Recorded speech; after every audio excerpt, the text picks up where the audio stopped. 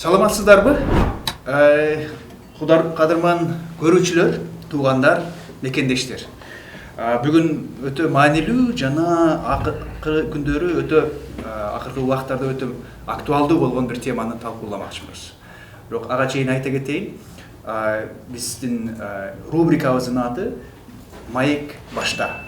Бул баштан башта жаштар жарандык кыймылынын өзгөчө бир мага жагымдуу демилгеси болуп атат. Анткени чынында бизде акыркы кездерде ар кандай орчундуу маселелер боюнча толук кандуу бир талкуунун ордуна бакырышуу, урушуу, жиктешүү көбүрөөк байкалгандай. Ошондуктан бүгүн бул биздеги форматты башкачараак ойлонуп атабыз. Бүгүн мына конокторубуз менен жай баракат ойлонуп, ушул ой бөлүшүү катары, маек куруу катары кабыл алсаңыздар.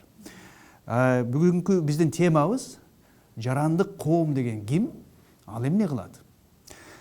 Жарандык коом өтө маанилүү экенин биз кайра белгилөөсүндө, баса белгилөөнүн да кереги жок болсо керек. Андыктан бүгүн анын маанисин, анын оң тескерисин, ар түрдүүлүгүн жана Кыргызстанда өлкөбүздө болуп аткан ордун талкуулоого аракет кылабыз. Менин атым Эмилбек Жураев, саясат таануучумун. Жана менин бүгүнкү биздин конокторубуз Бурул Усманалиева. Алда мен мурдатан билген кесиптешим, саясат таануучу, жана Азат Аманов мырза, социолог, жана жарандык активист. Экөө тең жарандык активисттер десем болот. Баарыңыздар таанысаңыздар керек. Бир аз убакытта дагы бир катышуучубуз келмекчи, аны да баарыңыздар тааныйсыздар. Кайрат Пүрүмбердиев, Кыргыз Республикасынын эмгек сиңирген артисти, бирок ошол эле кезде бизге өтө маанилүү болгон жери ал жарандык активист. Мен сиздерге таанышуу жолу менен бир нерсени айтайын. Бизге эл аралык башка региондордо, Орто Азиянын чөлкөмүндө салыштырмалуу сүйлөшкөндө көбүн эсе Кыргызстандын жарандык коому өтө күчтүү дешет. Жарандык коому башка өлкөлөргө караганда дагы да көбүрөөк өнүккөн дешет да. Сиздер кандай дейсиздер? Ошого кошуласыздарбы же мүмкүн ал ашыча көбүрөөк көбүрткөн баа болуп атабы? Кыздын кырчачы улуу демекчи. Бурул, сизден баштайлы. Саламатсыңарбы? Мен дагы ошо жарандык коомдун ролун ойлоп келатам. Анткени мен көптөр туура эмес түшүнүп атат да. Жарандык коом десе эле НПО деп түшүнүп атат, батыш деп түшүнүп атат. Бирок жалпысынан бул активдүү жарандар. Музыкантпы, социологпу, бизнесменби, жөн кайдыгер эмес адамдардын эмеси да, кыймылы. Булар чындыгында эле Борбордук Азияда мен оюмча бүгүнкү күндө дагы Кыргызстандын жарандык коому күчтүү. Анан ал баага кошуласыз демек. Мен баага кошулам. Анткени ушул канча бийлик алмашмайын, дагы эле ушул бир бул топ алмашып, жүздөрү алмашып атат. Чарчагандары чыгып кетип, кайра кайтып келип ушул сыяктуу. Бирок ошол бир костяк дейт го, ошол костяк кармалып келатат да. Анткени башында чыкканда мен эсимде мына 2005-тен бери мен активдүү келатам да, мындай. Кээде пассивдүү, бирок 2005-тен бери. Анан ошондо карасам башында НПОлорду болчу да. Жанагы демократия жөнүндө НПОлорчу. Анан барып элдер кошулду, жөнөкөй элдерчи. Анан биз дагы мына илгери келкелде жүргөндө студенттер, жөп жөнөкөй адамдар, таксисттер баары кошулганда биз сүйүнгөнбүз да ушундай болот деп. Анан бара-бара алар чарчайт экен. Даже ошол эле биз кыймыл түзгөндөр чарчап үй бүлө ар түрдүү болуп, бирок жанагындай острый кездерде кайрадан протест кылып чыгып, ушундай сөздөргө кошулуп жүрдүк да. Азыр деле ошол структурасы жок, жарандык коомдунчу. Мындай бир алардын бир шефи жок, эч кимиси жок. Бирок ар түрдүү темага ар тараптан элдер өзүнүн позициясын билдирүү менен Кыргызстандын бир немесин, совестин кандай бир аз кармап келатат да, ушундай. Азат мырза, сиз макулсузбу ушундай берилип аткан чоң баага? Албетте макулмун. Кошумча кетмек үчүн бизде Кыргызстанда чынында аябай граждандык коом аябай активдүү. Не дегенде, негизи граждандык коом деген бул деген кандай, каяктан чыккан дегенде, бул кандайдыр бир адам же болбосо кандайдыр бир топтордун адамдардын топтолуштардын кызыкчылыктарын, алардын көйгөйлөрүн, алар бири бири менен сүйлөшүп, ушу бийлик менен болобу же мамлекет менен болобу бир кандайдыр бир келишим деген болот да, общественный договорчу. Келишимге келет, кандайдыр биздин укуктарыбыздарды жана кандайдыр өзүнүн милдеттерибизди тактап туруп, ошонун негизинде биз өмүр сүрөбүз депчи. Демек, граждандык коом булар деген өздөрүнүн, мисалы мамлекет жактан бир кандайдыр бир өзүнүн көйгөйлөрү чечилиш керек да, же болбосо бир милдеттер бар да мамлекеттенчи. Ошол милдеттер көзөмөлдөп, алар туура кетип атат, туура эмес. Эгерде мамлекет мисалы көптөгөн проблемалар бар да, коррупциялар бар, же болбосо некомпетентный органдар бар, кадрлар бар. Ошол пробелдерди, ошол кандайдыр бир проблемаларды жарандык коом ошону көзөмөлдөп, аларга мындай негизинен мамлекетке жардамчы катары болуш керек да, негизичи. Ушундай жерде туура эмес болуп атат. Ошол жерде биздин келишим, биздин заң, биздин закондорубузга карама каршы болуп атат, же болбосо ушундай бир кандайдыр бир өзгөчөлүк киргизе элек делек актуалдуу болуп калды депчи. Ушундай өзүнүн позициясын билдире турган активдүү да. Бизде болсо ошол эмнеге үчүн ошол сиз айтып кетпедиңизби, революциялар болду, көптөгөн митингдер болуп атат. Бул деген эмне деген? Бул ушул граждандык коомдун активдүүнүн белгиси да. Өзүнүн оюн билдиришет, өзүнүн укуктарын, позицияларын билдирип, тилекке каршы биздин ошол Центральный Азиатский башка өлкөлөрдө бул аябай авторитардык режимдер менен басылынып, ал жактан ушундай эч кандай бир граждандыкка активность бар, бирок ошол эле ошол бийликти колдоп эле кетет да.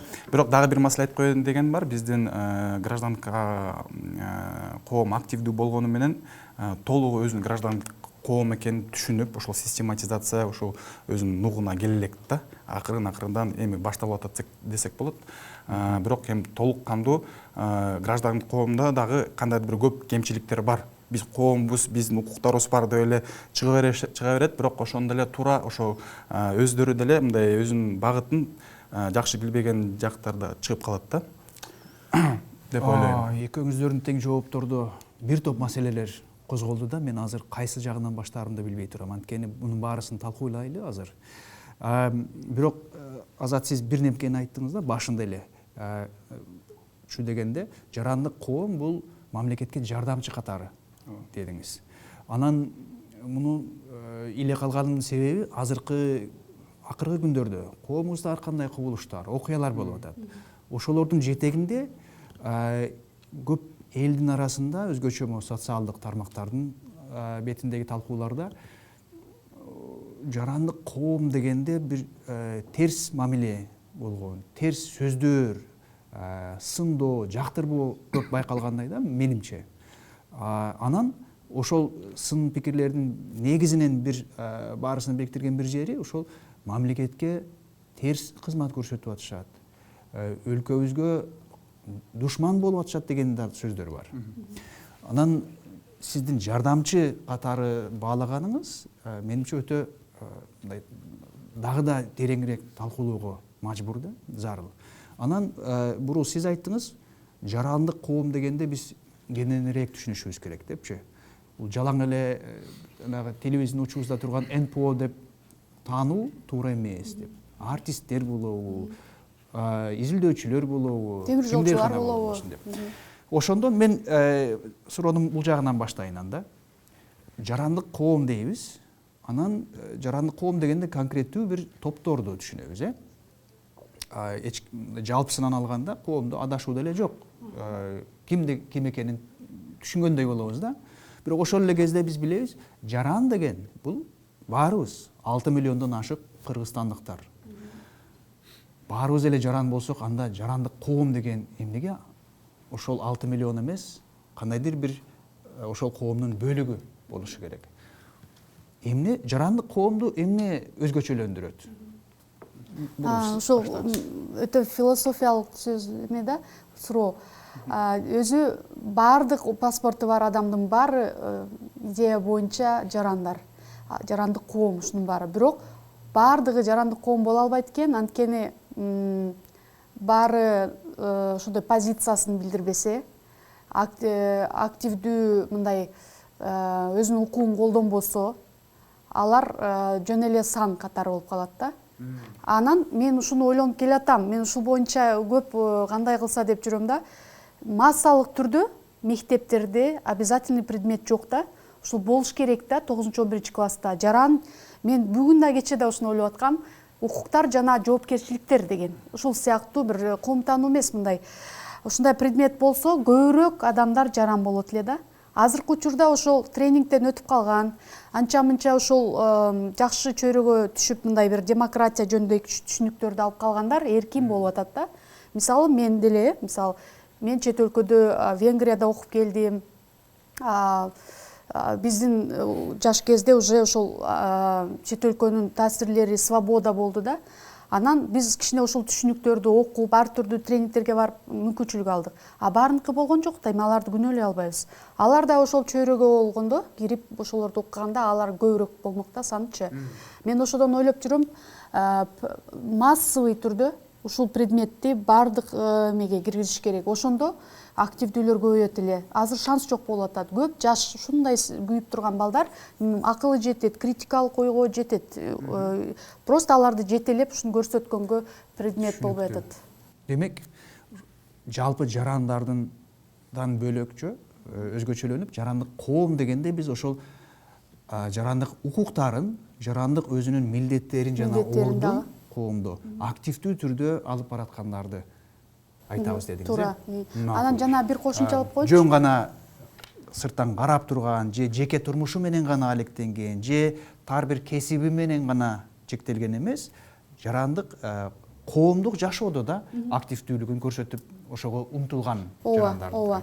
Мисалы, жарандык десе эле бир жогорку нерсе эмес, жогорку бир түшүнүктөрдү, бир абстрактный бир политика эле эмес. Мисалы, ошол домком бол, ошол үйдө делечи. Мисалы, ошол бир нерселерди проблема жатса, мусор жатса, ошону чогултканга давайте деп келгиле деп ошонтип уюштура кой. Ошол да жарандык коом.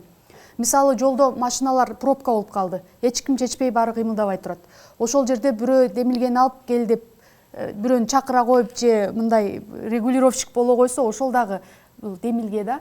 Жоопкерчиликти көрсөтүү. Ушул жоопкерчилик жок да. Бизде тотально Советтер Союзунан бери дагы ошондой болгон, азыркы жылдары дагы ошондой. Бир нерсе болсо эле бирөө активдүү чыкса эле, мурда эмне деген жок элең, мурда ал кишиге эмне чыккан жок элең деп бирөөгө жоопкерчилик артат да. Ар бирибизде жоопкерчилик бар. Садикте иштеген аялда дагы бир конфликт болуп атса, үндөбөй адилеттүүлүктү айтыш керек да, үндөбөй калбай. Анткени бир фраза жагат мага: видеть несправедливость и молчать — это значит участвовать в ней. Унутуп калдым авторун. Ошол көпчүлүгү ошо молчаниядан болуп атат да. Ошол духу бар адамдар мындай молчать этип коюп атат да. Ошондой болбой турганда анан кийин адилеттүүлүк болот эле да. Эң негизги шарт өнүгүш үчүн, экономикалык өнүгүүгө дагы негизги шарт бул адилеттүүлүк. Эзбей иштетсе, бирөөнү кул кылбаса, акысын туура берсе, ошонун баары адилеттүүлүк да. Адилеттүүлүк жана башка мындай баалуулуктарга да кайрылалы бир аз да. Бирок ошол азыр мына бурул айтты, жарандык коом деп биз ушул өз милдеттерин, укуктарын активдүү алып барган, анан коомдо болуп аткан кубулуштарга, окуя маселелерге кайдыгер болбой чыга келип өз үнүн кошкон, аракетин кошкондорду айтмакчы болуп атабыз. Эми ошондойлор көп. Жарандык коом катары, коомдун мүчөсү катары ар кандай аракет кылышыбыз мүмкүн. Ошондой кылганда анан аракеттерибиз да, аргументтерибиз да, пикирлерибиз да ар түрдүү эмеспи?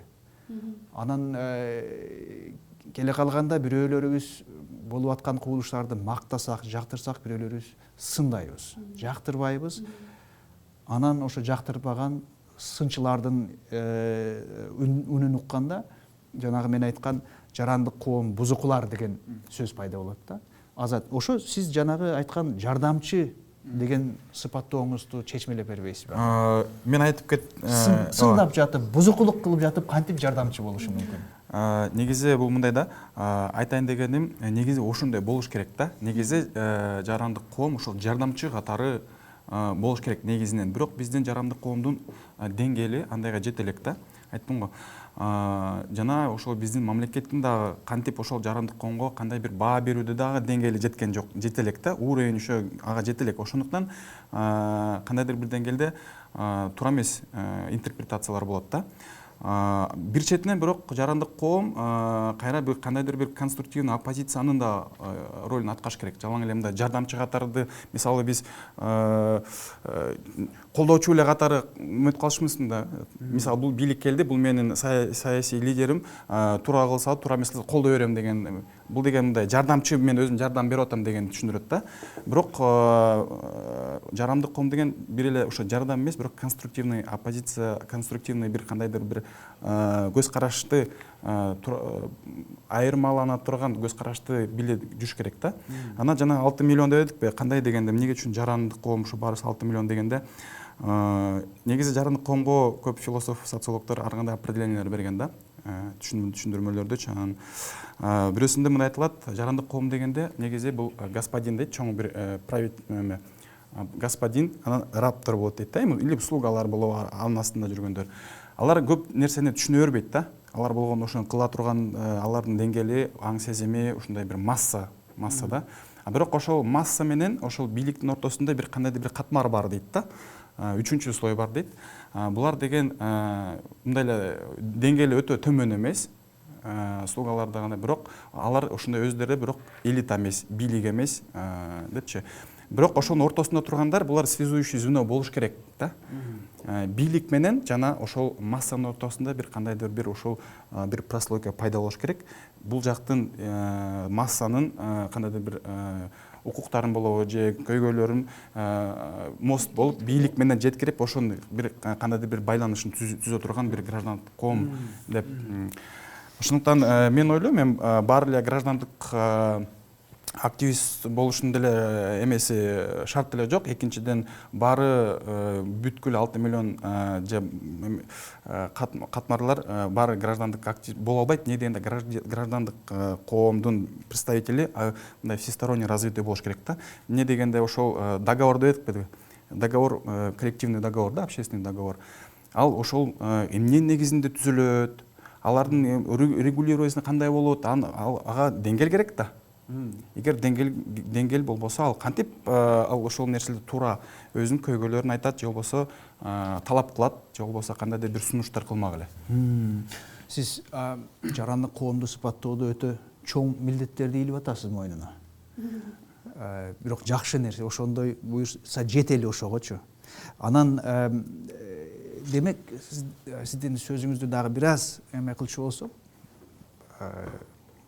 өзүм түшүнүгүмө салсам, метафора менен айтканда, жардамчы дегениңиз элек сыяктуу да, сито. Унду апаларыбыз элеп, анан калдыктары калып калбайбы? Ал деген ошол жакшы жагын сиңирүү, анан алыңгыз туура эмес нерселерди иргеп алуу, ошолорду сынга тартуу, ошолор боюнча суроо туудуруу, туурабы? Жардам деген бир эле колдоо деген нерсе эмес да. Жардам деген балким кандайдыр бир деңгээлде сыноо деген бул деле кайра ушу жардам катары болушу мүмкүн да. Мисалы адам күзгүсү, мен сизде бул жагы мындай деп сынап койсом, демек бул мен сизге бир жакшылыкты каалаган бир белгиси да. Мисалы ошол эле сын, бирок жакшылык деген да. Ошол жардамчы деген да. Ошону туура түшүнүүбүз өтө кыйын турбайбы, адам баласына? Сынды туура кабыл алуу. Анткени чындыгында биз жардамчы болот дегенде, жана башында айта кеттиңиздер го, кошуна өлкөлөрдөгү жарандык коом десе эле мамлекет эмне жасаса, өкмөт эмне жасаса, бийлик эмне жасаса, ошону колдоп, кол чаап турса эле, ошону жардамчы катары сыпаттоо, бул менимче такыр адашкан, бул туура эмес түшүнүк. Азыр башкача жардамчы болуунун башкача мааниси, мындай бир аз нукурараак мааниси бар экенин ачыктап атабыз.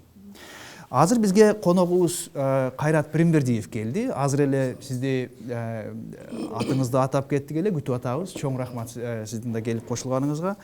Кайрат Пиримбердиев ошол айта кеттик, бизге көпчүлүгүбүзгө өтө көрүнүктүү ырчыбыз катары тааныгыз, артист катары таанылмалсыз. Бирок андан да биз үчүн азыр маегибизге маанилүү, сиз жарандык активдүү бир позициясы бар, ою бар киши катары. Ошол оюңузду бекитпей ачык бөлүшүп турганыңыз менен таанымал болуп келесиз да. Акыркы кезде мына эстете кетели, тилекке каршы ар кандай окуя болуп кетти кошуна Казакстан өлкөсүндө.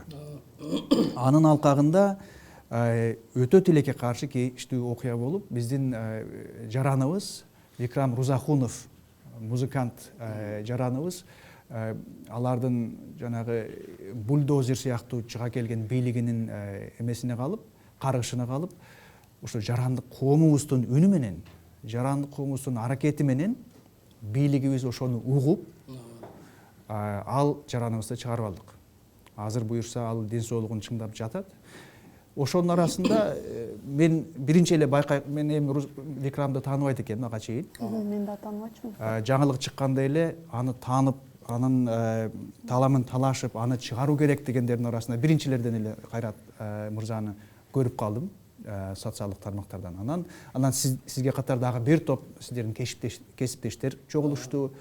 Эми кандай кылса да акырында ошол биздин жараныбыз ушундай килейген бир чоң күч органдарынын, кошуна өлкөнүн күч органдарынын тузагына калып калган жеринен чыгарып алдык. Биринчиден сиздерге алкыш ошол үчүн. Кудайга шүгүр. Анан экинчиден эми сизге суроо узатайын. Ошол аракетиңиздерди мына Казакстан элчилигинин алдына барып айттыңыздар, талапты койдуңуздар, өзүбүздүн бийликке карата талап койдуңуздар.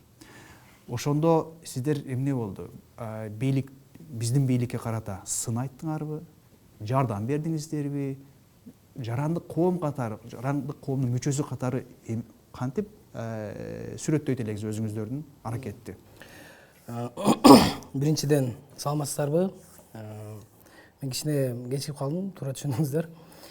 Анан эми мен азыр жалпы башынан айта кетсем, кейбир биздин эле жарандар, кейбир коңшу Казакстан өлкөнүн жарандары деле мүмкүн ошол чын эле ошондой бир митингтерге барган болсочу деген дагы суроолор туулду. Ошол жөнүндө бир кандайдыр бир түшүндүрмөмү берип кетейин. Эми мен жалпы Кыргызстан жарандары үчүн жооп бере албайм, бирок мен бир көз карашымды айта кетейин. Себеп дегенде Казакстанда өз убагында жашап иштеп келген дагы адам катары Казакстандын күч органдарынын баягы күчү жөнүндө айтып берейин.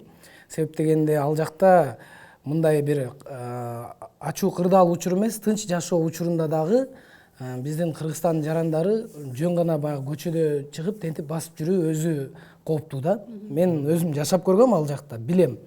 Анан кийин баягы тынч заманда ал жактын күч органдарынан коркуп турган биздин жарандар, эми бул ачык айтыш керек бул нерсеничи.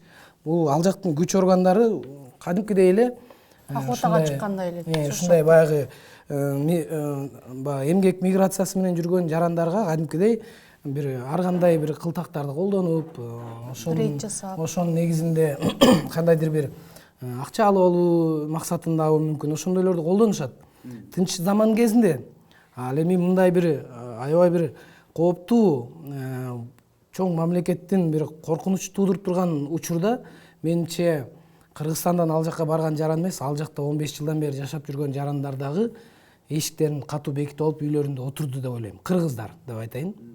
Анан кийин ошондуктан биздин жарандардын ал жакта жүрүшү, анан ошондой акцияларга катышып, жанагындай бир мародёрчулук, жанагындай бир уруп талаптоноого катышышы бул жокко эсе деп мен өз көз карашымды айта алам. Анан кийин бул бир жагы, экинчи жагы ушул Викрам Рузахунов боюнча айта кетейин. Ал биздин жараныбыз, андан тышкары таланттуу музыкант, пианист. Анан кийин джаз музыкада жүргөн адам, өзүнүн менин көз карашымды айтып кетсем, тарбиясы, дүйнө таанымы башкача адамдар болот. Алар андай бир коркунуч туудурган жактардан алыс жүрөт алар. Жанагындай коюлган ошол жерде мойнуна алып, анан кийин айтып бергендери ушул бир жөн гана жалаанын, анан кийин ур токмоктун алдында айтылды деп дароо ошол видеону көргөндө ошондой ой келди да мага. Себеп дегенде Казакстандын күч органдарынын баягы эмелерин билем, жолдорун билем, кандай жолдор менен адамды баягы бир моюнга алдырар экенинчи. Анан ошондуктан дароо эле видео кайрылуу жасап биздин тышкы иштер министрлигине министрге кайрылуу жасап биздин жараныбызды сактап калайлы. Бул андай тобокелге бара турган адам эмес деп видео кайрылуу жасадык. Менимче мен биринчилерден болуп жасадым окшойт. Ошол видео кайрылууну интернетке чыгарып жиберип, анан кайра чалыша баштадык. Бири-бирибиз менен арабызда телефон чалышуунан бир гана видео кайрылуу менен бүтүп калбайт болуш керек. Келгиле бир мындай активдүүрөөк бир кадамдарга баралы деп ошентип телефон менен байланышып, дароо эле ошол күнү эртең менен 12-лерде көрдүкпү видеону. 3-тө давайте ким бошой алат, 3-тө Казакстан элчилигинин алдына барабыз деп эле ошентип байланышып эле чалышып бара калдык. Анан кийин Культуранын адамдары. Жалаң гана маданият адамдар эмес, ал жакта блогерлер жүрдү, активисттер жүрдү, Facebook'та баягы өзүнүн дайым ушул кандайдыр бир биздин мамлекетте болуп аткан процесстерге өзүнүн оюн билдирип жүргөн жарандар, мен тааныйм алардычы. Ошол көпчүлүк ошондой активдүү жарандар барды да. Баягы бул жерде эми жарандык коом, анан активдүү коом жөнүндө сөз болуп аткандан кийин ошого дагы кошо айта кетсем болот, жалаң активдүү жарандар жүр да ал жерде. Анан кийин баягы анча-мынча комментарийлерде жазып кетишет эмеспи, митинг эле уюштура берет экенсиңер деген сыяктуу. Ошол митингди эле уюштурдук акыры. Андан башка аргабыз калбады. Ошол жерде митинг уюштуруп, биздин максатыбыз Казакстан элчилигинин тарабынан бир мындай кызматкер чыкчу болсо, ошол кызматкер менен сүйлөшүп, баягы бир кандайдыр бир кат түрүндөбү кол коюп, момча кишинин колу коюлду, биз бул кишини тааныйбыз, мына ата энеси, мындай бир туугандары, мына жакын достору деп ошолордун атынан кол коюп, ушул каттын негизинде бир кадамдарга барышыңар керек деп ошондой бир талап коеюн деп ошондой максат менен барганбыз. Анан ал күнү жекшемби болгондон кийин алар эч ким иштебейт экен, анан эч ким чыккан жок. Анан кийин Камчыбек Ташиев келди. Камчыбек Ташиев дагы ошол жерде эми айтылган сөздөрү, анан кийин позициялары ушул биздин баягы айтып аткан сөздөр менен бирдей болду да. Себеп дегенде биздин жараныбыз андай террорчулук, андай мародерчулукка барышы мүмкүн эмес деп. Анан кийин андан тышкары биз ошо Казакстан Республикасынын маалымат кызматтарына, анан кийин бийлигине негизи эле айта кетерлик, улам сайын эле эми бул мен ошо жанында туруп уккан сөздөрүм да, Ташиев айтып аткандагы. Анан кийин ушундай бир биздин жарандарга акырын тиги стрелканы буруп коюп атканыңар туура эмес болуп атат, кичине жакшылап мындай бир териштирүү жүргүзгүлө деген мааниде айтты. Биз дагы ошол сөздөрдү колдодук. Чынында эле биздин жарандарга мындай бир күнөөнү акырын жаап коюу максаты болуп аткандай сезилип кетти ошол күндөр. Дали ошондой болду. Дали ошондой болуп атат. Кече мурда күнү Казакстан президенти дагы ошондой сыяктуу бир кыйытма сөздөр менен коңшу мамлекет деп эле айтып атат. Анан кийин биз буга макул эмеспиз, каршыбыз. Менимче ооба өтө маанилүү нерсе иш чара болду. Анан бир эки нерсени сиздин сөзүңүздөн улай кетсем да. Биринчиден митинг уюштурдук дедиңиз, ачык эле. Митинг деген сөздү укканда эле кээ бир жарандарыбыз, кээ бир мекендештерибиз жактырбай ар кандай ойлорго келе атпайбы? Бирок митинг деген ачыгын айта келгенде бул эмне? Бул деген кайра эле ачык айтыш керек деп атпайсызбы? Жарандык коомдун бирден бир менимче артыкчылыгы бул ачык айтуу.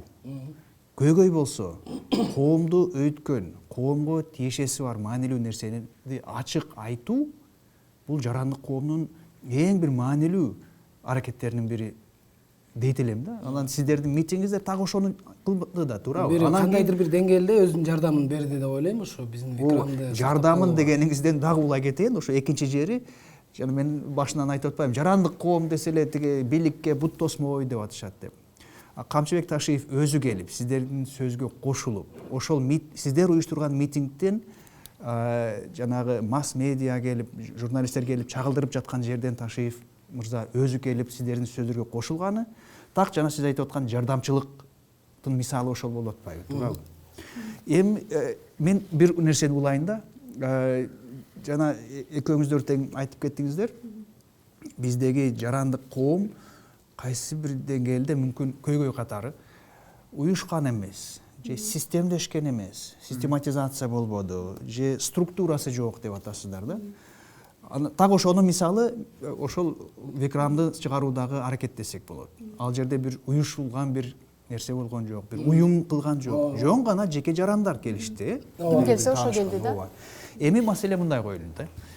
Эми ошондой уюшуу суз деле бар экен жарандар. Жарандык коом аракетин структурасы жок эле, системасы жок эле, мындай кандай табигый түрдө бир уюшуп келишти. Митинг уюштурушту, жана буюрса жакшы бир жетишкендикке жетишти.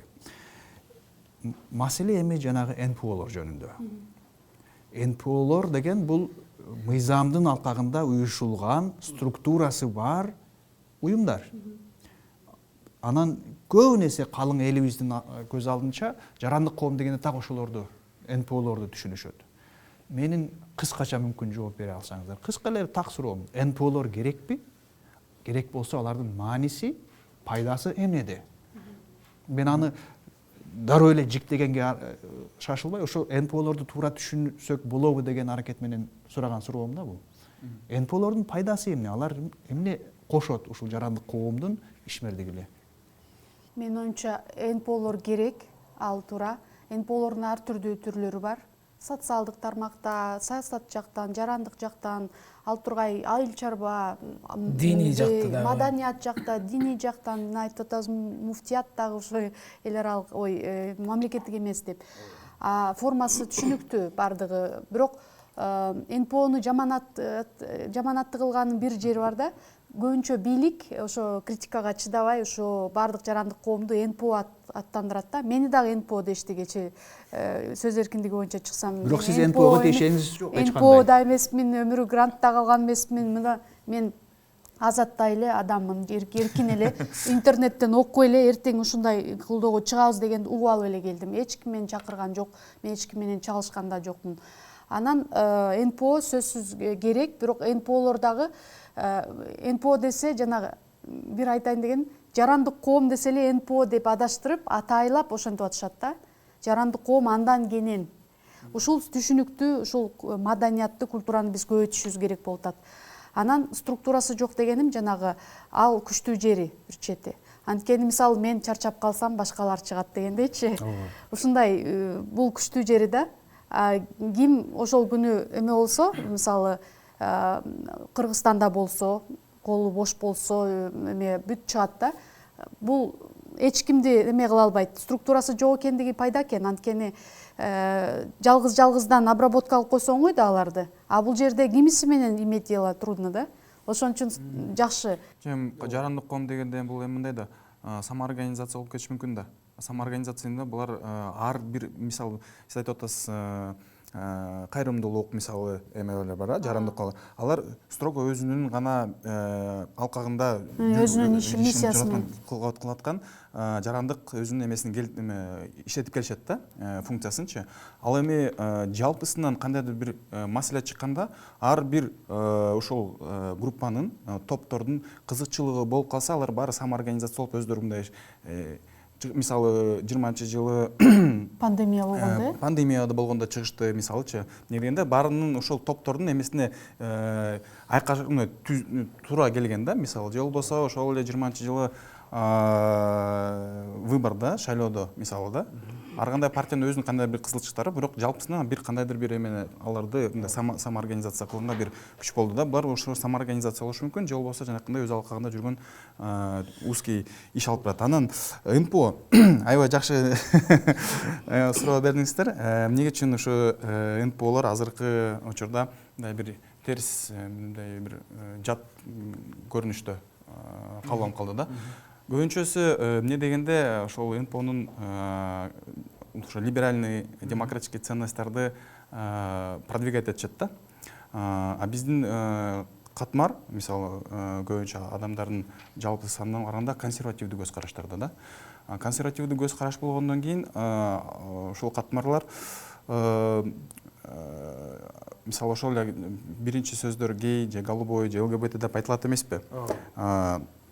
Ошол көрүнөт да. Ошол менен уже мисалы сиз кандай бир организация жетектеп аттыңызбы, ошол бир какой-нибудь ЛГБТ же ооба бир ошону бир бул укугу бар деп айтсаңыз болду, демек сиз сиздин жалпы НПОнун же болбосо организациянын иш жүргүзүүсү ушу менен связан болуп эме түшүнүп калынат да. Ошентип түшүнүлүп калат. Ооба. Бул эми мындай да, жарандык коом дегенде ар бир топтордун өзүнүн позициялары болот. Мисалы либералдар бар, коммунисттер бар, социалисттер бар, мусулмандар бар, же болбосо дагы националисттер бар да. Алардын өзүн алар да биз ойлойт, биз мына жарандык коомдун представителимин, мен өзүмдүн оюм бар. Мына бул туура эмес. Биз ошол жарандык коом кандай бул общественный договорда болот же болбойт. Бул закон киргиш керек же киришпеш дегенде ар бир топ, ар бир группа өзүнүн оюн билдириш керек да. Демек алар билдирип атат. Консервативдүү топ алар дагы өзүнүн граждандык функциясын кандайдыр бир деңгээлде аткарып атат да. Биз биз буга каршыбыз. Биз бул НПОлор мындай ушундай иштер жүргүзүп атат. Биз буга каршыбыз деп булар да өзүнүн граждандык эмесин билдирип атат. Бул кандай десем, бул нормалдуу процесс да. Өзү мындай бара-бара ушинтип анан кийин кандайдыр бир общественный устройство пайда болот да. Азыркы учурда 30 жыл биз ошо эгемендик алгандан кийин ошол демократический эме болуп калдык да. Островок дегендечи, бизде ошон үчүн бул нерселер аябай активдүү жүрүп атат да. Бул менин оюмча бул жакшы. Бул процесс жакшы. Эгер бул болбосо, биз астыга жылбайбыз. Ушундай урушуулар, ушундай кандайдыр бир бизге жаман көрүш мүмкүн. Ооба, бул туура эмес. Бирок бул прогресстин белгиси. Мисалы Европа ошол эле азыркы учурга 30 жылда келип калган жок. Алар 200-300 жыл керек болсо укмуш революциялар болот, буржуазный революция, войн эме кан төгүүлөр болот. Ошонун негизинде келип, ушундай бир кандайдыр бир аң сезим, адам коомдун аң сезими көтөрүлдү деп айтсак болот, же болбосо ошол бир устройствого келишти да. Демек, бул процесс өзү мындай нормальный процесс, мындай изилдөөчү катары караганда да. Эгерде мен өзүмдү азыр субъективдүү өзүмдүн көз карашым, мисалы консервативдик мусулмандык болсо, албетте мен бул жагын терс деп айтам да. Бирок изилдөөчү катары эгерде мындай караганда, бул ушундай деп баа берсек болот да. Өзүңүздүн эки шапкеңизди азыр сүрөттөп берип атканыңыз жакшы да. Бир чети изилдөөчү, бир чети мусулман жаран катары деп бирдемкеге каршы болушуңуз мүмкүн. Бирок ошол каршы болгондо сиз кайра 2-3 жолу айттыңыз, коомдук келишим, социальный договор деп. Бул өтө маанилүү нерсе. Договор дегендин түбүндө уңгусу говорить, говорение, сүйлөшүү жолу деген нерсе да, туурабы? Анткени ошол ар түрдүүлүктүн айынан биз ар тараптан келген сайын ар бир маселе көтөрүлсө, бул туура, бул биздин коомго алгылыктуу же алгылыксыз деген чечимге келишүү үчүн сүйлөшүү керек. Келишим керек. Урушуу эмес, күчкө салуу эмес. Сүйлөшүү керек. Ошол сүйлөшүүнүн маанилүү натыйжалуу болуусу үчүн ар түрдүүлүк керек, туурабы? Баарыбыз бир эле жерден чыккан болсок, баарыбыз бир эле ойду кармансаганда сүйлөшүүнүн эле кереги жок болуп калбайбы? Анда скучно болуп калат эмеспи? Кайрат мырза, сиз да жантан бери макул деп атасыз. Ошол НПОлордун НПО деп орусча үйрөнүп калганбыз да. Бейөкмөт уюмдары. Ошолор жок болсо эмне жоголмок? Ошол жок эле болсо жакшы жашап калбайт белек.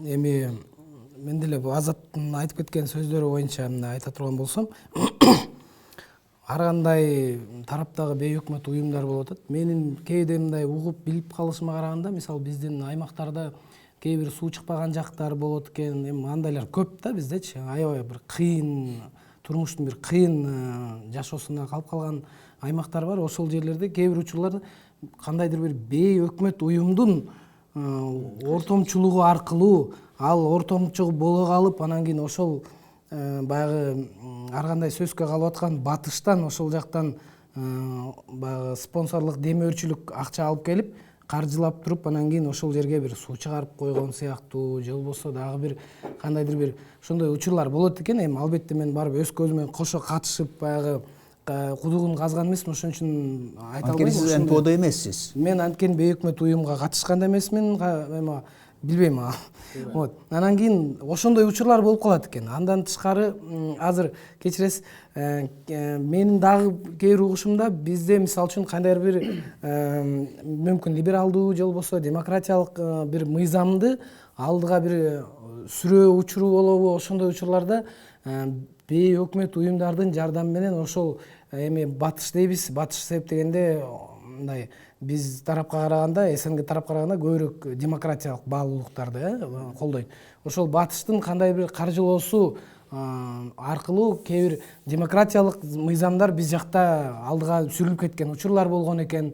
Ошол бир жогорку кеңеште мисалы үчүн ал жерде бир гана эмес да, кандай десем, баягы мен өзүм катышпагандай мен толук айта албайм, бирок ал жерде мисалы үчүн кандай бир мыйзам долбоорун колдош үчүн каржылоо керек да.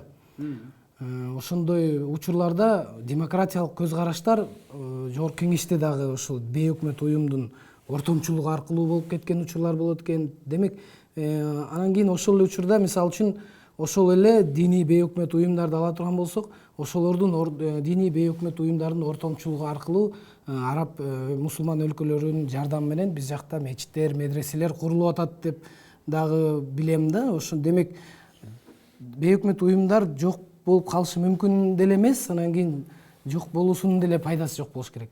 Бар болсо кандайдыр бир деңгээлде пайдасы тийип атат, жок болсо азыр биздин коомдун көпчүлүгү ошо бейөкмөт уюмдарга баягы өтө бир мындай терс көз караштагы болгону себептегенде ошол бейөкмөт уюмдар көбүнчөсү кандай бир демократиялык баалуулуктарды алдыга сүрөт да.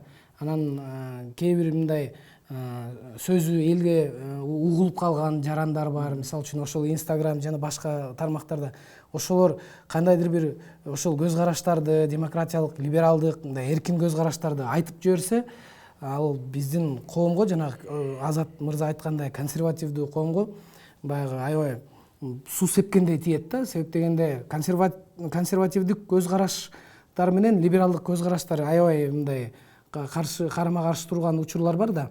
Бирок албетте ошол эле аябай карама каршыдан дагы мындай бир келишим түзүп алса болот. Сөзсүз. Азырынча эмес. Ошондуктан да ошол биздин консервативдүү жарандардын өтө терс маанидеги баягы комментарийлер бериши дагы мүмкүн ошондон болушу мүмкүн да. Анткени өтө баягы суу сепкендей тийгенде чочуп кетип, ысык майга суу чачкандай. Ушинтип жашап калабызбы эми деген бир, анткени биз өтө мындай 70 жылдан ашык тоталитардык аябай бир ар бир кадамыңды аңдып турган режимде жашадык да. Анан баардык жарандарыбыз ошол режимге көнүп калган. Туура. Мындай баспа, мындай кийинбе, мындай сүйлөбө, ай деп кой. Командный болуп, ошондой. Сиздин сөзүңүзгө улай консервативдер менен либерал көз караштагылардын чынында сүрүштүрө келгенде экөө жапжакшынакай кошулат. Мен ошону окуп көргөн киши катары айтайын, Эдмунд Бурк деген консерватизм идеологиясынын ана башы, так сыпаттасак либерал консерватизм деген идеологияга туш келет да. Консервативдердин да түрү көп, консерваторлордун, либералдардын да түрү көп. Анан экинчи чоң маселе, үчөөңүздөрдүн тең жооптордон бир нерсени чыгарып атам да, жанагы бейөкмөт уюмдар боюнчачы. Бейөкмөт уюмдардын демек артыкчылыгы алардын так ошол уюшкандыгында. Уюм катары мыйзамдын алкагында уюм катары күндөн күнгө, жылдан жылга иш алып баргандыгында. Жана сиз айтып аткан алардын ишмердүүлүгү бир жерге суу чыгаруу боюнча, бир жердин көйгөйүн көтөрүү боюнча. Анткени уюм болбогондо, уюшуу, системдешүү болбогондо калың активдүү жарандар Викрамдын окуясы сыяктуу жерде чогула калабыз. Коронавирус чыга келгенде, пандемия чыкканда чогула калабыз. Бирок ушундай чоң, кескин чыга калган окуялардан сырткары жай турмушта деле көйгөйлөр көп да. Ошондой кездерде уюшкан бейөкмөт уюмдар болбосо, уюшулбаган, спонтандуу түрдө чыга келген аракеттер болушу кыйын. Туурабы? Демек, уюшпагандык да пайдасы бар өзүнчө кескин. Бирок уюшуунун өзгөчө ушундай жайбаракат жүргөн жашоонун турмушунун кездеринде ушул ар жерде жай-жайларда жашап аткан элдердин көйгөйүн көтөрүүдө, мисалы үчүн ден соолугунун ар кандай узак түбөлүк же өмүр бою ден соолугу жагынан кемчилиги бар, маселеси бар жарандарыбыз, алардын таламын талашкан толгондой бейөкмөт уюмдарыбыздын демек кошумчасы бар турбайбы? Жанагы Арис деген бир долбоор бар эмес беле? Аймактарда ошол аймактарда өнүктүрүү. Ошол НПО же НПО эмеспи? Арис ал мамлекет менен тыгыз ийлешкен, ал мамлекеттин эмеси. Аристин да НПОлор менен түздөн түз иштешкен. Любой эле мамлекеттик эмес эме некоммерческий же неправительственный болуп кетет да. Мен бул жерден дагы бир нерсени кыстырма кылып кетейин. НПО менен жана митингдин статусун алганда биз деген НПО жалаң эле бир туура 100% сонун нерсе деп айткандан алыс болуш керекпиз. Жана ошол эле митинг дегенге ушундай положительный, митинг эң жакшы нерсе дегенден алысыраак болуш керекпиз. Биздин ошол коомдо болгондо проблема көйгөй эмне дегенде эки тарап мындай радикальный мындай категорический отношение кылат да. Митинг деген бул деген туура эмес дегендер, бузуку дегендерчи. Бирок убагында ошол эле адамдардын кандайдыр бир саясий лидерлери, куугунтук калыптарында алар деле митингге чыгып түшкөн да, бирок убагында. Анан аттарын деле билебиз. Ошо. Демек, ошол НПО дегенде мен айтайын дегеним, НПОнун деле кандайдыр бир терс жерлери болушу мүмкүн да. Бул биздин мамлекеттүүлүк, ошо биздин закондорубузга туура эмес келген, анткени үчүн чет жактан, бул жактан өзүнүн кызыкчыларын иштеп чыгганга кызыктарлар көп да. Демек, алар эмне аркылуу иштеп чыгышат? НПОлор аркылуу. Демек, бул НПО дегенде дароо эле бул укмуш сонун нерсе деп, же болбосо НПО деген укмуш бир жаман нерсе деп кабыл албаш керек деген ойду айтайын. Митинг деле ошондой да. Кандайдыр бир деңгээлде митингдер туура жакшы нерсе болушу мүмкүн да, ошол. Кандайдыр бир деңгээлде ал митинг, ошол митингчилер, мисалы, ошол законго туура эмес, мисалы, туура эмес түшүнүп атат. Туура эмес түшүнүктөр менен келип митинг кылган, бул кайран ошол мамлекеттиктин стабилдүүлүгүнө же коомдун стабилдүүлүгүнө кандайдыр бир коркунуч жаратышы мүмкүн да, кайраданчы. Бул эми мындай ар бир нерсени кейстүү карап туруп баа бере турган нерсе да. Ар бир митингди алдын ала бул зыяндуу болот же бул пайдалуу болот деп эме кылуу кыйын. Анткени митинг жанагындай спонтандуу. Митинг деген бул азыркы биздин келишим, гражданский общественный договор, биздин конституциябыз бар да, мисалы да. Жарандар менен мамлекеттин ортосунда келишим деген бул сөз да. Биз болгондо ошолорду мамлекетти баштыңызда тургандар биз шайлап алабыз. Силер ушул мамлекет биздин эместе процесстерди көзөмөл кылып тургула деп биз аларга делегация кылабыз да. Делегация кылгандан кийин биз алардан талап кылышы биздин укугубуз бар. Силер кандай ошону аткарып атасыңар дегенчи.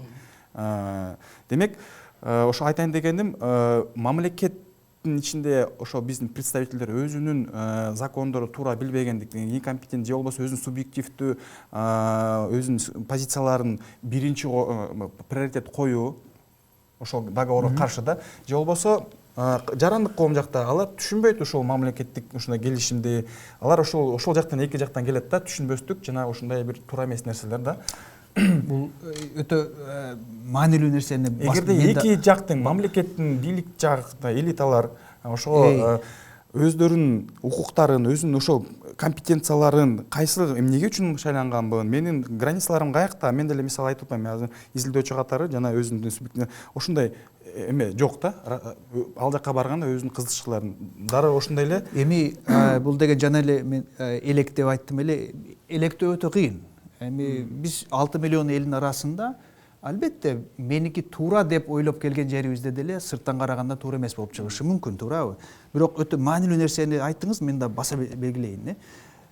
Бейөкмөт уюм дегенде, НПО дегенде биз албетте Кыргызстанда бир канча миң деп саналган уюмдар жөнүндө сүйлөп жатабыз. Минюста катталган баары. Бейөкмөт уюм деген бул мыйзамдык форма, юридикалык уюшуунун бир формасы. Ар бир өзүнчө уюшулган бир топ өзүнүн мартабасы бар, өзүнүн жетишкендиктери бар, өзүнүн максаттары бар. Албетте өтө туура нерсе, бул бейөкмөт уюм десе эле сонун экен деген Туура эмес. Баарысы автоматтык түрдө туура кылат экен деген деле андай талап туура эмес, болушу да мүмкүн эмес. Тескериси деле НПО десе эле сөзсүз баарысы жана грантты жеп ошону менен гана байып отуруптур, мамлекетти сатып атыптыр деген бул өтө чоң адашкандык. Бир суроо берсем болобу? Чечтерге сиздерге да. Биз айтып атабыз, мына либералдуу жана консервативдүү эки тарап бар депчи.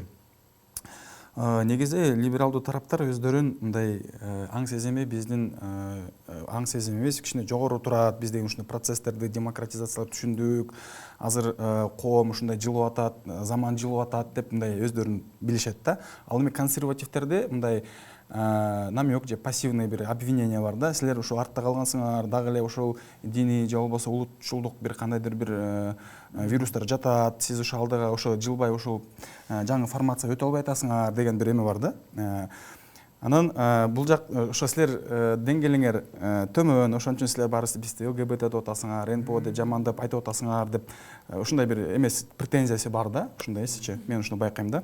Анан менин жеке пикирим, ошол эле биз ушул азыр прогрессивный общество деген представительдери өздөрү деле алар субъективдүү эмелер, субъективдүү көз караштары өйдө турат да.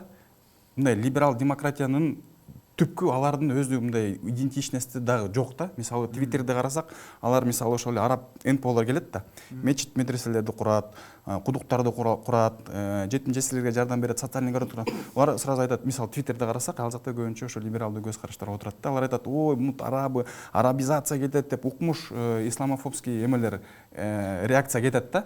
Булар мына это пороховая бочка, они просто так не делают, значит, они чего-то там добиваются и так далее да. Бул жакта карасаң, булар айтат, булар НПОлор, булардын булар батыштын университет, школдары кылып атат, бирок булардын өз идеологиясын алып келатат акырындап. Мындай караганда экөө бири-бирин мындай ишенбейт, экөө бири-бирин одинаковый положениеда, бирок эмнегедир ушу прогрессивдүүлөр өздөрүнөн ойлойт, биз мына булар түшүнбөй жатат деп биз дароо эле айтайынбы? Бизди обвинять этип атат деп, жалаң НПО деп, бирок булар деле обвинять этип атат да өздөрүчө.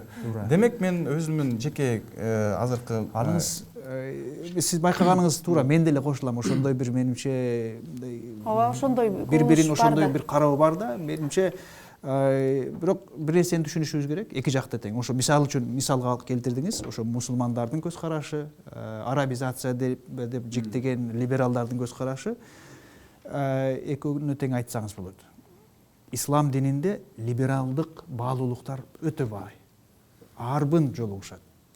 Деги эле мен андан да эч кимге айта эле келем, айта коеюн. Ислам дининде, көпчүлүк диндерде эле ошондой, ислам дининде эң негизги айланып келип жооп берчү киши жеке киши. Жеке өзүң кетесиң, жеке өзүң жоопкерчиликтүүсүң, ала менен өзүң сүйлөшөсүң жеке. Ошол жекелик деген индивидуализм, бул либерализмдин пайдыбалы. Бирок бул эми кыстырма жооп берсем азыр биздин программабыз 2 саат болуп кетет. Ооба, ошол. Бирок мен сизге контр аргументттерим бар, сразу айтып коеюн. Макул, жок, бирок мен ал аргумент эмес, мен жөн гана эки тараптын макул болуусу мүмкүн деген эле ой. Мен да ошого кетип атам. Мисалы, ооба, мен өзүмү либералдарга жакын эсептейм. Көпчүлүк мен ЛГБТлардын жашаганга жана бактылуу болуп жүргөнгө акысы бар деп ойлойм. Анткени алар дагы Кудайдын жараткан адамдары. Анан эми түшүнүктөрүбүз туура келбей калса да, ошондо деле мына мамлекет деген бул бирге жашай билүү. Умение жить вместе. Биздин бир эле өлкөбүз бар. Социальный договор. Биз ошо сиздин оюңузду сыйлоо менен бирге, менин субъективдүү оюмду сиз дагы ошондой чек арасында кабыл алуу менен бирге, кабыл албасаңыз дагы хотя бы атаковать этпей да, ошондой менен жашайбыз да. Жеке демеге өтпөй, бирок албетте түшүнүктөрүбүз туура келбесе, бирок аягы келип баарыбыз эле жарандык коомбуз да. Баарыбыз эле ошол конституция менен жашайбыз. Анткени бир жалпы бир нерсе болуш керек да. Анан ошондо дагы ушундай жарандык коом бул нормалдуу, бул здоровый жарандык коом да. Мисалы, дагы бир суроо боюнча туура келбей калышыбыз мүмкүн, мүмкүн бала тарбия боюнча, дагы башка тышкы саясат боюнча. Анан жарандык коом деген бул ушундай живой турүүчү неме да, күч. Анткени мисалы чындыгында жарандык коом дагы ар түрдүү темаларга, өткөндө эле Болот Темиров боюнча чыкканда жана 8 мартка каршы чыккан балдарды көрдүм ошол жерден. Анан алар менен жакшы эле таанышмын. Жана 8 март эмес, жанагы Айзада деген кыздын өлүмү боюнча ар бир 4-чү күнү чыксак, алар бизге антимитинг болуп чыгышканда, ошолордун таанып калып, анан силер ошондо кандай түшүнүп калдыңар эле деп мен кадимкидей эле сүйлөдүм. Ошондо эмне үчүн бизди гей ЛГБТ деп айттыңар? Биз Айзада жөнүндө чыкпадык беле десем, ал дагы неудобно болду. Бирок мен мындай сыйлуу түрдө сурайм да. Анткени биз договориться эткенди билишибиз керек. Мындай бетме-бет, артынан эмес. Ошондо гана биз өнүгөбүз да. Мына азыр деле биз экөөбүз ар түрдүү идеологиялык экенбиз, түшүнүп көрсөм. Бирок көпчүлүк жагынан сүйлөшө келсек, көп эле түшүнүктөрүбүз бирге чыгат. Мен бир бала бар бизде, Акжолтой Тукунов. Мен ошону аябай динчил ушундай деп мындай корунуп жүрчү элем да, кийин карасам абдан көп түшүнүктөрү бирдей экен да. Анан мен кайра ой, аябай прогрессивный бала турбайбы деп калдым да. Көрсө, ошондой бир стереотиптер болот экен да. Түрбөсөк, билбей турбайбыз, бири-бирибизди. Ушундай. Кайрат мырза, жана сиз акыры сүйлөп атканда демократиялык коом деп, демократия деген сөздү колго алдыңыз да. Эми бизде ошол жагына буралы бир аз бүтүнгө келе баштайлы да сөздүн. Кыргызстанда акыркы бир кездердеги сурамжылоолордо демократияга болгон колдоо азайып баратыптыр. Дээрлик акыркы бир сурамжылоонун өлкөнүн бүт миңден ашуун катышыптыр кишилер. 50% ылдыйраак болуп калыптыр. Демократия туура же эң жакшы мамлекеттик түзүм дегендерге макул болгондор 40 канча пайыз болуп калыптыр. Кыргызстандыкыбы? Кыргызстанда ооба. Анан мен ойлогон, ал бирок өтө өйдө болчу мурда. 70%дан өйдө болчу. Менин оюмча, анын бирден бир чоң түшүндүргөн фактор бул элдин саясий партияларга, анан парламентке, негизи эле расмий бийлик органдарына болгон ишеними ылдыйлап, аларга болгон ою өтө төмөн болуп, ошолорду демократия болсо, анда демократиянын кереги деле жок дегендей бир ой бар да, менин байкоом боюнча. Эми ошол демократиянын биздин коом арасындагы ошондой акыбалга келип турганын эске алып, мен суроону сизден баштайлы. Жарандык коомдун демократияга болгон салымы эмне? Парламент турсун, саясий партиялар турсун, аткаруу бийлиги турсун, баарысы албетте бийлик ошолордун колунда. Бирок жарандык коом демократияга кандай салым кошот?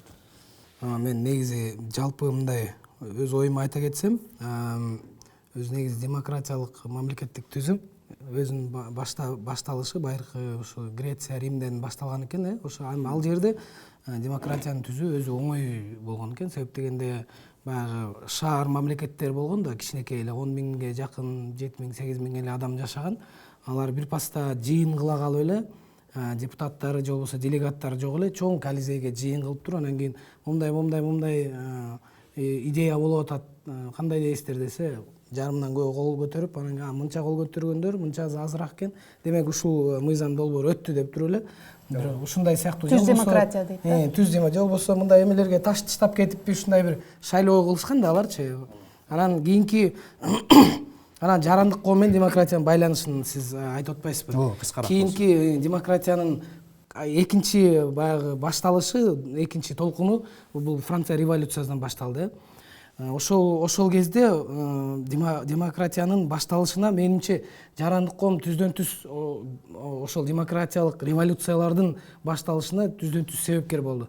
Жарандык коом бул ким? Жана Азат мырза айткандай, сиз кандайдыр бир катмарларга бөлүп атпайсызбы элдерди? Мисалы үчүн баягы мамлекеттин процесстери менен эч иши жок катмар, анан кийин анан мамлекет деп, анан ортодо бир катмар деп атпайсызбы? Ошол жанагы көпүрө сыяктуу. Ошол катмар жарандык коом деп сиз көз карашыңыз, ошол көрсө эмелер экен. Пролетариат бул ишкерлер, баягы кандайдыр бир мамлекеттик жерде иштегендерби же болбосо анан кийин предприниматель деп коет, ишкерлер. Өзүнүн баягы өтүкчүлүк фабрикасы барлар, дагы бир немеси барлар, өзүнүн ишин баштап алган адамдар да. Анан кийин ошолор демократиялык революциялардын башталышына биринчи түрткү болуп атышат да. Мындай мен Франциянын революциясын изилдеп көрдүм. Ошо алдыңкы баягы баррикадаларга чыгып жүргөн жарандар көбүнчө ошолор болуп атты да. Авангард да. Авангард болуп атты да. Демек жарандык коом демократиянын алга сүрүлүп кетишине мамлекеттик түзүмгө айланышына түздөн түз байланышы бар. Себеп дегенде жарандык коом активдүү жаран болуш өзү деле кандайдыр бир социалдык кандай десем эркиндик деп коеюнчу, социалдык эркиндик, финансылык, каржылык эркиндик деп коеюн. Ошол деңгээлге жетип, ошол деңгээлден өткөндөн кийин анан активдүүлүк башталат экен да. Себеп дегенде самореализация болот. Анткени жаран өзү аракет кылып кыбырга отуруп туруп бир өзүнүн ишканасын ачат.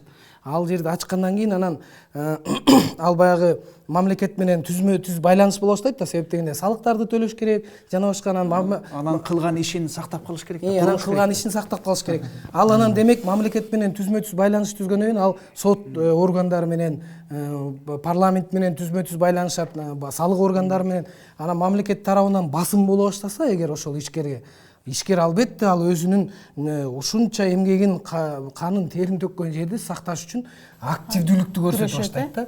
Анан ага окшогон ал жалгыз ишкер эмес, ага окшогон ишкерлер көп, аябай көп. Демек жаран Менимче жакшы. Ушул демократия десек, менимче толугураак түшүнүк болмок да. Ушул активдүү ар бир киши өз жетишкени деген, өз турмушун, өз тиричилигин сактоо үчүн, жана анткени ал жалгыз киши эмес, бирок коомдун баарысында ошондой ишкерликтер, жемиштер болуп аткан, турмуш жүрүшүп аткандан кийин ошону сактоо үчүн мыйзамды өзүнүн пайдасына, жалпы эле коомдун пайдасына иштешине түрткү болуу үчүн активдүүлүк пайда болуп баштайт, уюшуу пайда болуп баштайт. Демек демократия деген парламенттин иши экен же шайлоо менен бүтөт экен деген өтө бир тайгыз, өтө жетишсиз түшүнүк. Элдин бийлиги да. Анда эми убактыбыз келип калыптыр. Мен сиздерге мүмкүн бир сүйлөмдөн айтсаңыздар, биздин жарандарга, мекендештерибизге граждандык коомду, жарандык коомду ойлоп жүргөн, ошого катышып жүргөн жарандар катары жарандык коом жөнүндө эмне деп ойлошсун?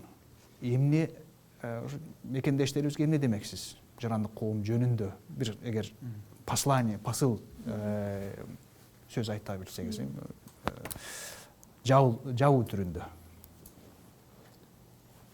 Сиз Ар бир адам чын эле көчөдөгү митинг эмес, жарандык коом деген бул бир гана парламентке, өкмөткө сүйлөгөн эмес. Бул жөнөкөй эле өзүңдүн жеке жашооңдо, өзүңдүн бизнесиңде, ошол жашап аткан квартирабы же үйбү, ошол көчөдө бир демилгени колуңа алып, жоопкерчилик алуу.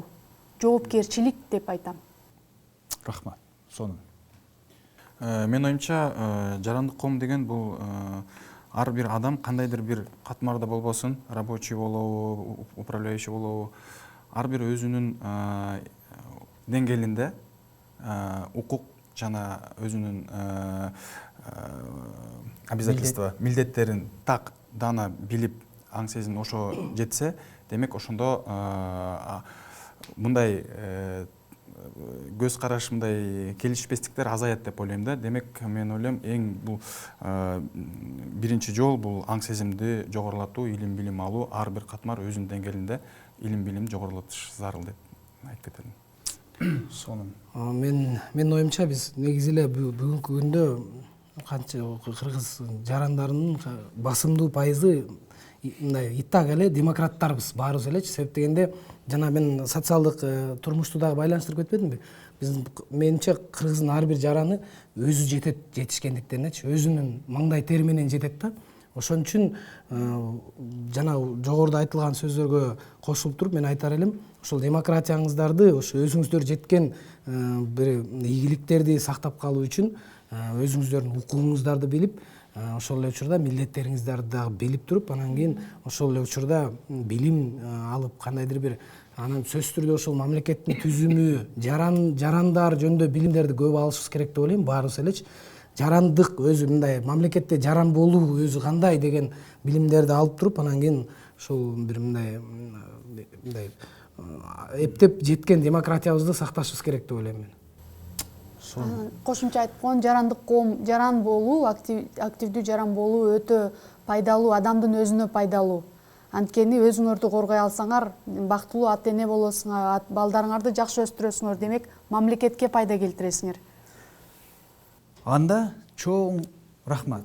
Биздин өтө чоң нерселерди козгодук. Эгер дагы бир 2-3 саат убакыт беришсе, мүмкүн дагы да жемиштүүрөөк сөз болмок.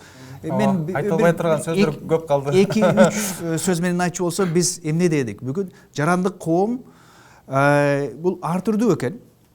Формасы да ар түрдүү, кийлигишкен темалары да ар түрдүү. Бирок баарысын бириктирген бул активдүүлүк.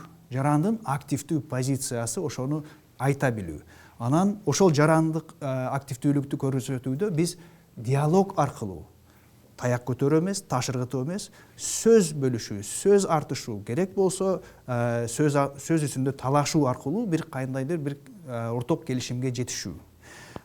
Үчүнчүсү, баарысын ошол каршысы бар, макулу бар, баарысын бириктирип келгенде эң акырында жарандык коомдун жакшы болгон жери бул көрсөткүчү бул мамлекеттин өнүгүүсү. Анткени күчтүү жарандык коом бул мамлекеттин өнүгүүсүнө жардамчы өбөлгө деп сүйлөштүк.